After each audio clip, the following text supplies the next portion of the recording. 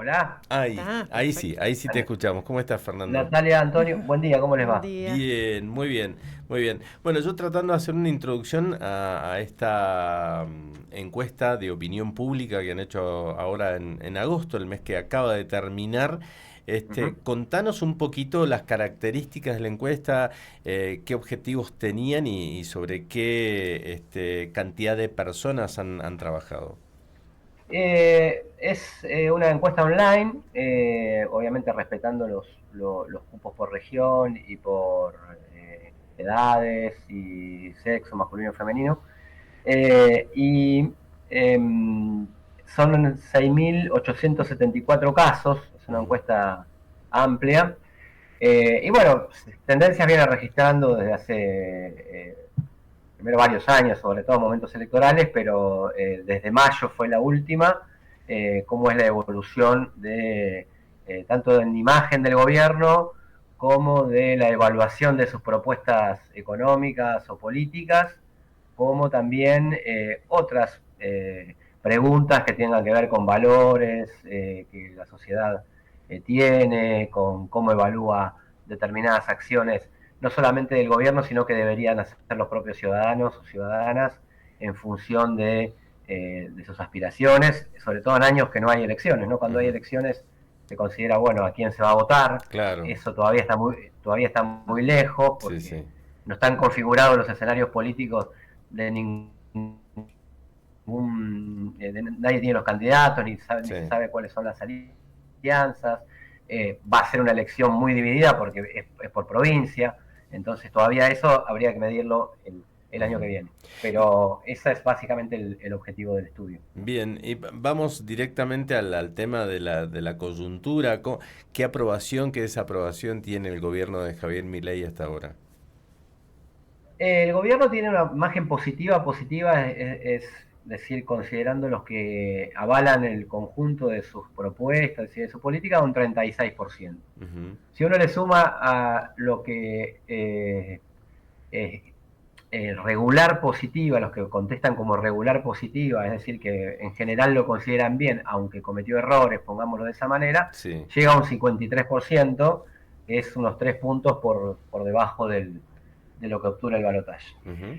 Tiene un 41% de imagen negativa, es decir, gente que evalúa completamente en contra al gobierno y llega al 47% si se toma regular negativa, etcétera, ¿no? Ujú. Me da la impresión de que la lectura que hicimos de este trabajo particularmente fue que se aumentaba la intensidad de los polos y bajó las opciones de centro, no de centro en términos de propuestas políticas concretas, sino de centros en relación al posicionamiento con el gobierno. Eh, Bajó como eh, digamos, las opciones de centro en el trabajo anterior de mayo de 2024 eran del 38%, es decir, regular positiva y regular negativa. Ahora bajaron al 22% y aumentaron mucho los que pasaron a apoyar directamente al gobierno como los que se le oponen. Ujú. Eh, es más categórica la oposición como quienes los defienden, que es Ujú. relativamente lógico porque es un gobierno que tiene una práctica muy polarizante, ¿no? En todos los Claro, aspectos. sí, Entonces, sí. y además empieza a actuar también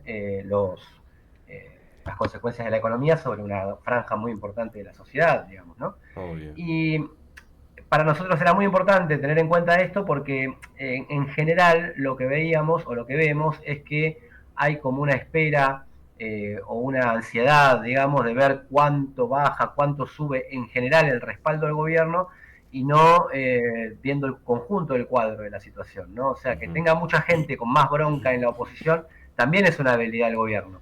Que Ujú. tenga menos centro, digamos que generalmente es un colchón que amortigua las posibles tensiones o contradicciones, también es un problema. No sé si Ujú. también tiene que ser tenido en cuenta. Ujú. Si esto se cruza con las preguntas que tienen que ver con, por ejemplo, la evaluación sobre el aumento de tarifas, que es lo que percibimos cotidianamente, ahí se va armando un poco más un cuadro, ¿no? Un Claro. 63% de las personas de alguna u otra manera les parece mal. A algunos les parece mal todos los aumentos de tarifas, a otros les parece que son desmedidos, Ujú. que es una franja importante que opina eso. Entonces, junto con que, por ejemplo, se evalúa como positiva la baja de la inflación, pero un 75% de las personas que dicen eso ven que no le impacta en su economía familiar. Que no la sienten que haya impactado en su economía familiar. Entonces, tomando en cuenta esas cuestiones, creo que se hace una evaluación un poco más certera, no solamente de la situación actual, sino de las perspectivas que puede tener el gobierno. Y claro, lo que pasa es que ha bajado la inflación, pero hay una situación de recesión que no ha hecho que haya una mejora, ¿no? En lo salarial, ¿eh? O si ha habido, no se ha notado tanto. Bueno, bajó la inflación, pero aumentó mucho el miedo a la pérdida de empleo. ¿No? Es lógico porque ya se empieza, alguno debe tener, en cualquier núcleo familiar, amigos, debe haber alguna persona que está con algún problema en su empresa, que está despidiendo gente o que puede despedir o que tiene suspensiones, ese tipo de cosas. Trataste el tema de, justamente, y tiene que ver con las preocupaciones, ¿no? Contanos un poquito los resultados, yo los estoy mirando y sí, ustedes perciben que ha cambiado o se afirma alguna tendencia entre la sociedad. Sí, esta era una. La cuestión de el aumento de las tarifas, en general, al principio se consideraba que, bueno, que está bien.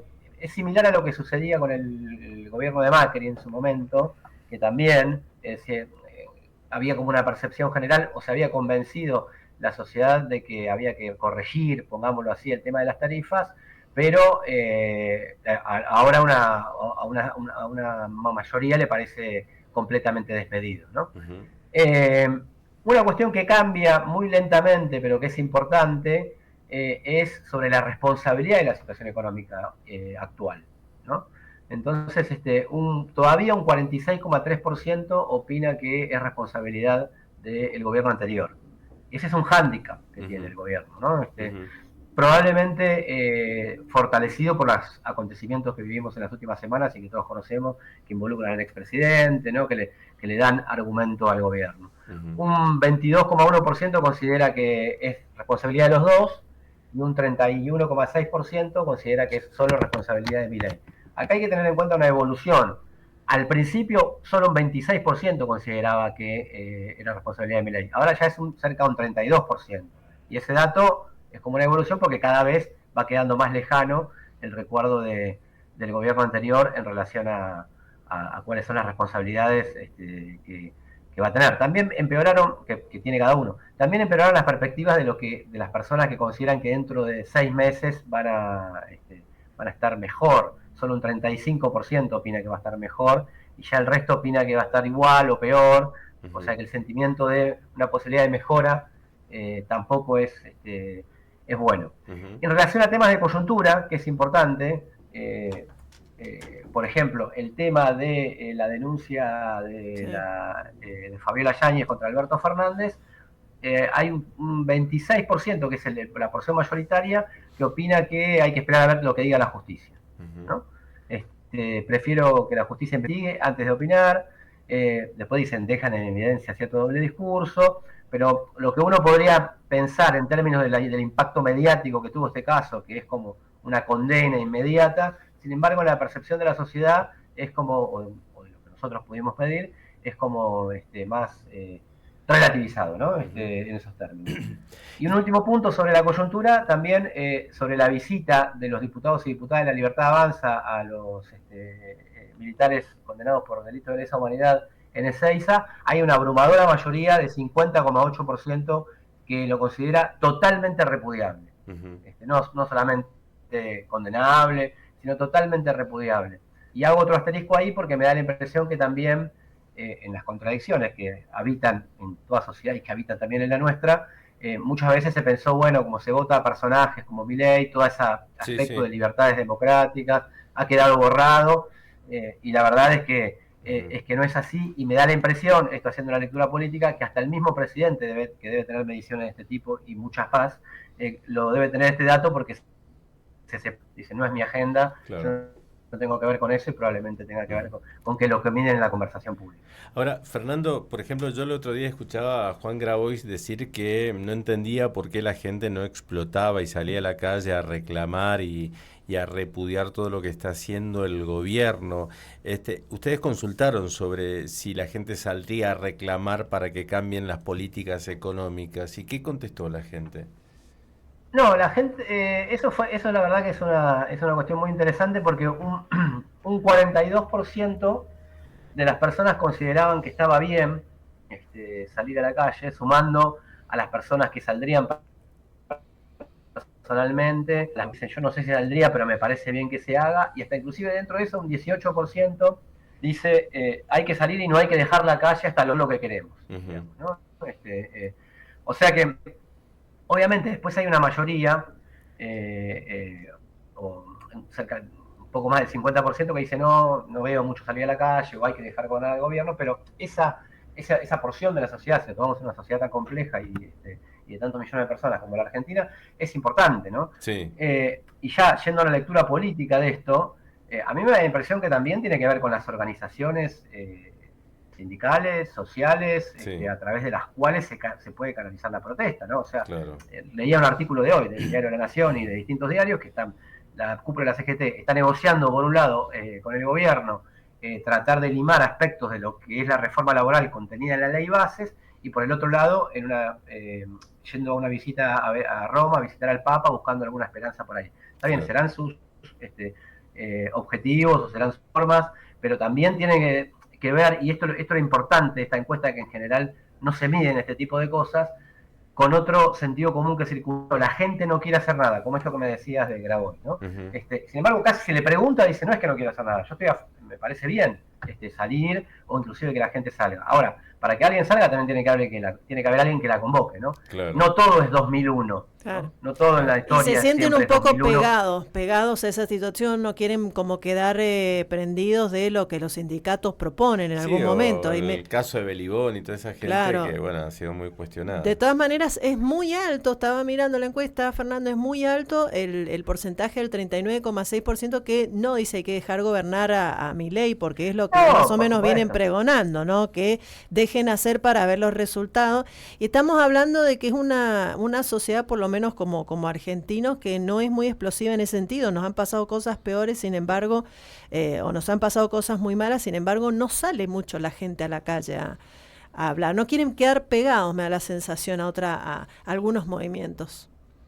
Sí, yo relativizaría un poco eso porque y es una cuestión que se está discutiendo mucho en el mundo, sobre todo en el mundo de la sociología y de los estudios de los movimientos de la sociedad, porque obviamente que ninguna sociedad está movilizándose todo el tiempo, ¿no? Esto es una cuestión de ritmos y de experiencia política y de esperanzas. Sin embargo, en la Argentina, si uno mira la historia de la democracia, por lo menos, cada 10 años tuvo algún tipo de estallido, ¿no? Que fue el 89, que fue en el 2001. Durante la década del 90 tuvimos una contenciosidad muy marcada, sobre todo que vino del interior y después terminó canalizándose en el centro, ¿no? Recordemos los levantamientos provinciales, lo que se hablaba en la década del 90, hasta llegar después hasta el 2001. En el último tiempo sí es verdad que eso está mucho más amortiguado, sobre todo después del 2001. También hay mecanismos de contención, ¿no? Que ni siquiera este gobierno los ha desarmado absolutamente, pese a la retórica que tiene contra los movimientos sociales y todo lo demás, pero sin embargo sigue canalizando fondos por ahí porque sabe que justamente si eso no sucede puede llegar a explotar, ¿no? Pero pongo un punto acá, también hay que tener en cuenta que otros gobiernos a esta altura, que a nosotros Milei le imprimió una velocidad a la política argentina que parece que pasaron muchísimas cosas en estos 9 meses y nos parece que estamos hace 5 años discutiendo Milei, ¿no? Claro. Y sin embargo, muchos otros gobiernos a esta altura los presidentes tenían entre 15 y 20 puntos más de imagen positiva de lo que tiene Milei, Claro. O sea, desde Cristina Fernández, Alberto Fernández, el mismo Macri, Alberto Fernández le tocó la particularidad de la pandemia, Néstor Kirchner, hasta yendo más atrás, Menem, cualquiera a los 8 o 9 meses tenía una imagen positiva y menos imagen negativa, es decir, menos intensidad de gente en contra de lo que tiene Milei en la actualidad. ¿Cómo están esos números de los políticos, de los principales?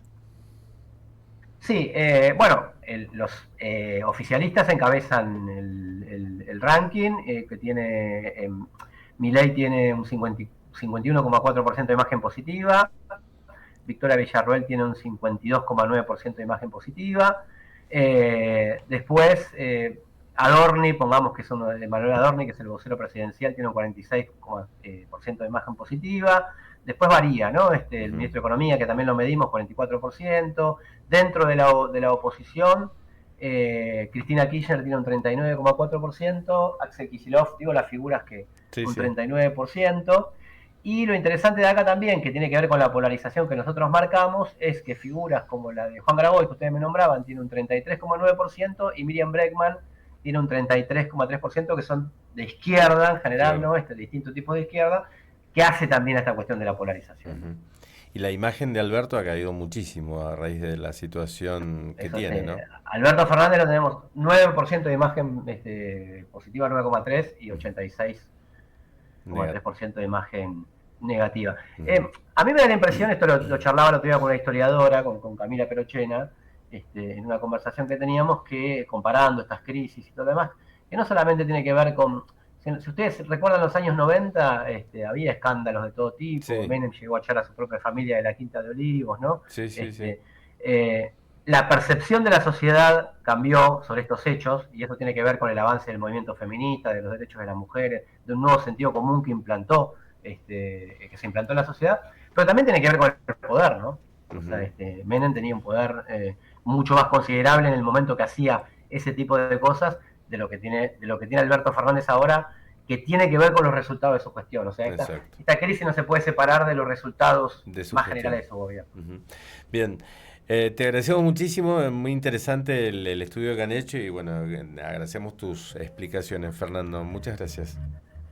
No, por favor, gracias a ustedes, que tengan un buen día. Un abrazo muy grande.